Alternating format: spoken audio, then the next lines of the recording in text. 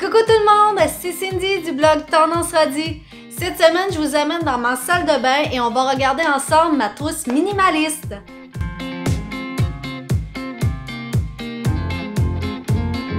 Alors, pour commencer, j'aimerais d'abord m'excuser auprès de la communauté zéro déchet car effectivement, ma trousse est minimaliste et non 100% zéro déchet.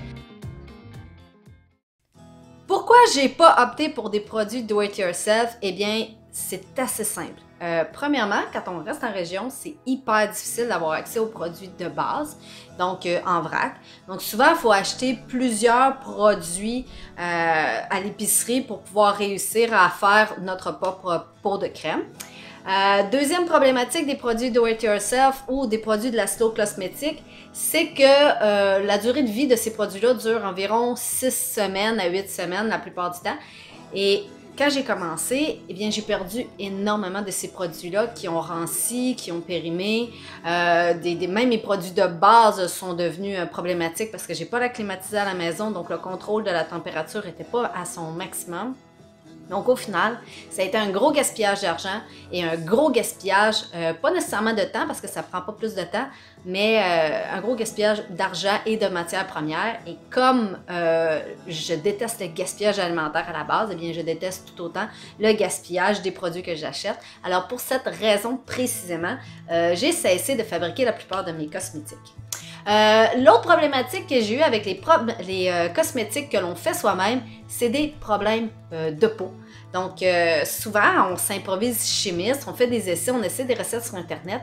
Malheureusement, notre peau ne réagit pas pareil d'un produit à l'autre, d'une huile à l'autre. Et lorsque j'ai commencé à tester les huiles essentielles, j'ai eu des grosses réactions allergiques. Donc, j'ai découvert que j'avais une hypersensibilité aux huiles essentielles. Donc oui, c'est rare, oui, c'est quelque chose qui peut arriver. Non, même si vous me diriez essaye telle huile, ça fait pour les bébés, eh bien pour moi ça fait pas, ça me fait des brûlures. Donc lorsque je mettais des huiles essentielles dans mes produits, je me retrouvais avec des grosses problématiques. Mais il y a aussi le dosage, donc est-ce que j'ai bien dosé? Je ne suis pas chimiste de profession, donc j'apprends sur le tas. Ça peut être plein de problématiques, mais même seul, à travers des produits qui existent déjà sur le marché, j'ai des réactions. Alors, je dois faire attention aux huiles essentielles que j'utilise. Parmi les problèmes de peau que j'ai eu avec les produits que j'essayais moi-même, notamment des boutons, et aujourd'hui, j'ai des cicatrices dans le visage à cause des essais que j'ai faits sur ma peau au cours des 3 dernières années. Donc, personnellement, c'est quelque chose que je ne fais plus pour ces raisons-là. Donc, le principe de simplification, il est très simple lorsque vient le temps de faire une trousse minimaliste. Eh bien, c'est de regarder c'est quoi nos besoins. Hein? Donc, c'est quoi? Est-ce qu'on fait de la scène? Est-ce qu'on est dans le public? Est-ce qu'on est à la télévision? Puis souvent, à la télévision, vous allez vous faire maquiller par des professionnels. Donc, si c'est juste pour la maison, si c'est juste pour des occasions spéciales, une trousse comme la mienne, toute simple, avec des teintes neutres, avec peut-être une petite couleur de plus pour le soir, une couleur plus foncée, peut-être un crayon à sourcils, comme moi j'ai un crayon à sourcils, un crayon pour les yeux. Je n'ai même pas de rouge à lèvres, mais certains aiment les rouges à lèvres. Donc on va y aller simplement avec qu'est-ce que l'on fait en réalité. Ça va nous permettre vraiment de réduire au maximum. Ça ne sert à rien d'avoir des couleurs selon la mode, parce que la mode, elle change tout le temps. Donc, au final, vous vous retrouvez avec plein de cosmétiques que vous n'allez pas porter, peu porter, et ça va finir par faire du gaspillage. D'une autre façon, vous pouvez également consulter une esthéticienne qui va vous conseiller sur votre type de peau. Donc, par exemple, moi, j'ai découvert que j'avais une peau mixte, comme beaucoup de gens, mais j'ai une zone T grasse. Donc, qu'est-ce que ça fait? C'est que je ne vais pas m'acheter des produits pour peau grasse. Je vais vraiment m'acheter une crème pour peau mixte qui va faire, ou une crème plus légère, donc pas des grosses crèmes ultra nourrissantes qui vont faire en sorte que finalement je vais me retrouver avec des problèmes de peau. Donc c'est ça qui est important, puis quand on consulte des professionnels comme que ce soit une esthéticienne certifiée ou encore un dermatologue, qui est encore mieux si vous avez la chance d'en avoir un, bien vous allez être bien conseillé sur les produits que vous devez mettre sur votre peau, et après ça, bien, vous allez pouvoir faire mieux vos achats. Ça évite de passer des heures dans les pharmacies et dans ces endroits-là pour acheter nos produits. Et ça évite également, bien sûr, de dépenser énormément d'argent. Donc, peut-être une petite visite chez votre esthéticienne, ça vaudrait la peine avant d'investir beaucoup d'argent dans des produits qui valent une petite fortune. Quels sont Les super cosmétiques que j'utilise aujourd'hui, bien vous allez voir, c'est une trousse minimaliste. Donc essentiellement, ce sont des produits qui viennent dans des emballages, donc je me répéterai pas. Alors on va commencer avec la première qui est une crème. Donc actuellement, la crème pour le visage que j'utilise, c'est celle de la compagnie Earth Science. Donc c'est une compagnie américaine pour tous les types de peau. En réalité, c'est un lait hydratant qui ne contient aucune fragrance, qui contient aucune huile, donc essentielle. Donc pour ma peau, c'est parfait. C'est juste assez léger. Donc pas sûr que pour une peau mature, ça convient, mais pour une personne comme moi dans la trentaine, dans la jeune trentaine, c'est quelque chose qui fonctionne bien. C'est une crème hydratante à l'aloès et à l'huile d'amande, tout simple. Donc, une huile qui ne pénètre pas trop dans la peau, qui ne va pas non plus bloquer les pores. Donc, une huile qui est considérée comme quasiment non comédogène, si je ne me trompe pas. Mais je ne suis pas la spécialiste là-dedans. Alors, je vous laisse faire vos recherches à ce sujet-là. Ensuite, j'utilise le déodorisant Les Forestiers de la compagnie Savonnerie L'Exigence. Donc, on la voit bien ici, oui. Donc, ce déo-là, ce que j'aime vraiment, c'est que ça fait 2 ans d'utilisation que je l'ai. Et regardez, j'en ai absolument presque pas pris. Pour le coût de 9 $, acheté avec mes sous. Toujours, tous les produits aujourd'hui sont achetés avec mes sous. Donc, ce déo-là, ce que j'aime, c'est que, oui, il y a une petite huile essentielle dedans, sapin baumier. J'ai pas de réaction au niveau du tour de bras. Je sais pas si j'en ai au niveau du visage, mais c'est pas là que ça va, de toute évidence. Et ce que j'ai trouvé magique avec cette crème-là, c'est que pour les piqûres d'insectes, ça fonctionne. Donc, quand on met ces piqûres d'insectes, il y a du bicarbonate de soude dedans, puis une petite huile, ça vient apaiser la piqûre, puis ça gratte plus. Au fond, c'est un beau 2 pour 1 pour moi. L'autre produit que j'utilise, eh bien, c'est tout à fait simple. C'est un savon en barre, tout à fait très simple, naturel, encore une fois. Celui-ci est au cocombe et au calendula. Donc, lui, je l'achète chez Bugbar. Donc, on peut l'avoir facilement dans pas mal toutes les régions, pas besoin, d'aller dans une boutique de produits naturels. Mais si vous n'avez pas accès à ça ou si vous avez la chance d'avoir accès aux produits de la savonnerie Les Diligences, ils en font d'excellents, encore une fois, selon votre type de peau. Il y en a aux algues, il y en a toutes sortes, il y en a au beurre de karité, il y en a même au charbon activé, donc pour ceux qui ont besoin de traitements particuliers pour leur acné. Donc, je vous les recommande. Un peu plus cher que ceux-là, donc celui se détaille environ 2,99 la barre, alors que ceux de la savonnerie Les Diligences, on parle de 6 $ et plus. Donc, selon votre budget, vous avez des possibilités autour de vous.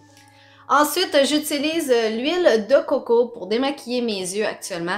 Faites attention avec l'huile de coco parce que c'est une huile qui est considérée comme comédogène. Donc, c'est une huile qui peut justement boucher les pores de votre peau et faire en sorte que vous ayez des boutons monstrueux dans le visage. Donc, cette huile-là, je l'utilise au niveau de mes yeux pour enlever les mascaras et les trucs qui sont tenaces. Et ensuite, je nettoie toujours ma peau avec un savon doux, comme je viens de vous montrer, pour enlever les résidus d'huile. Parce que justement, je ne veux pas me ramasser avec des problèmes de peau.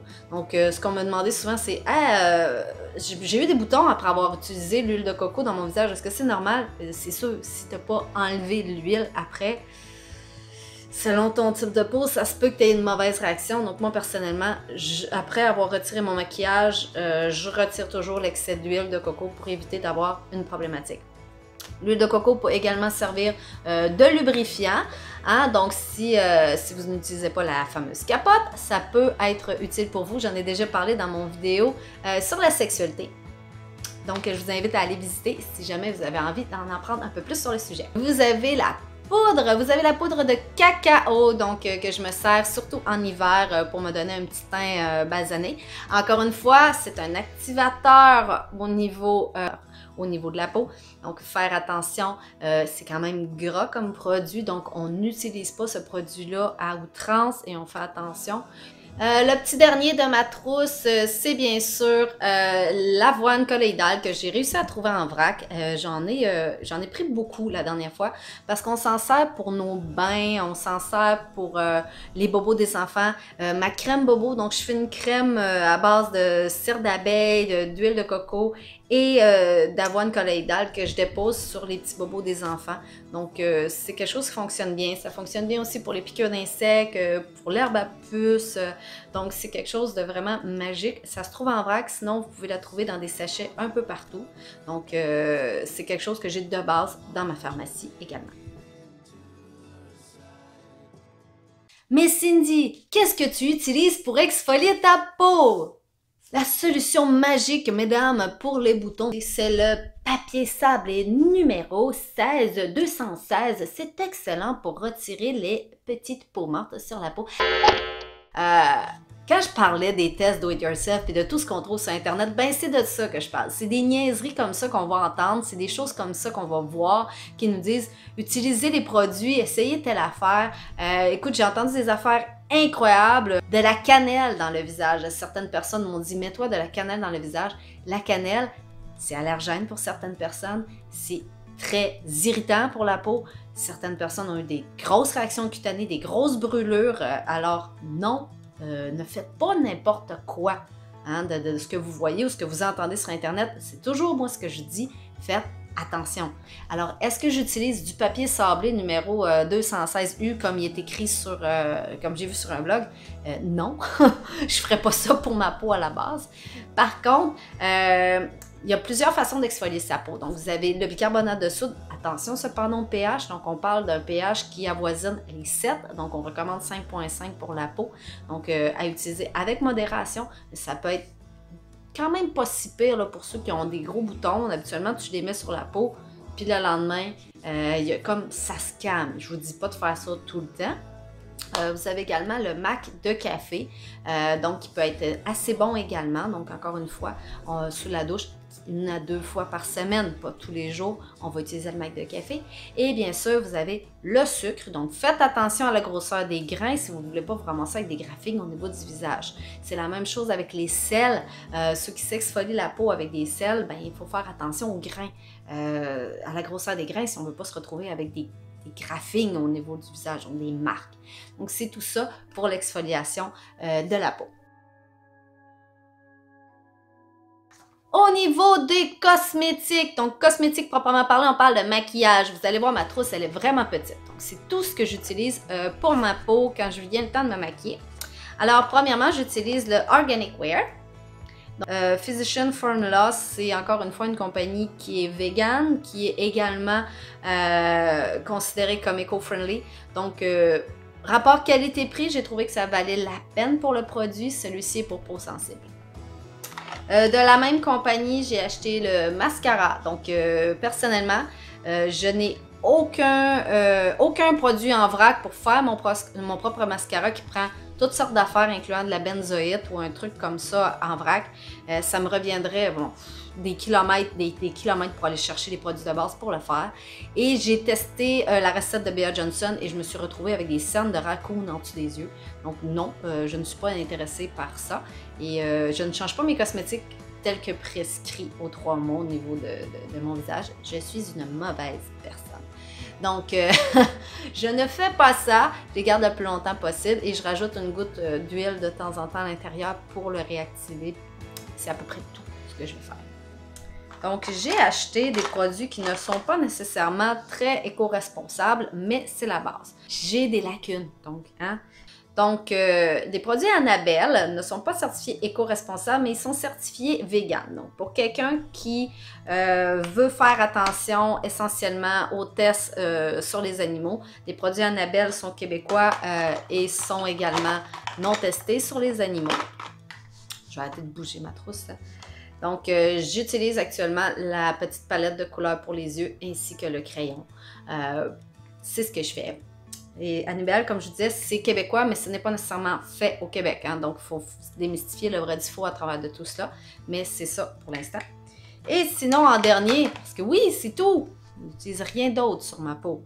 J'ai le portfolio de Lise Wattier que je ne vais pas tout utiliser. Donc, je vous le dis tout de suite.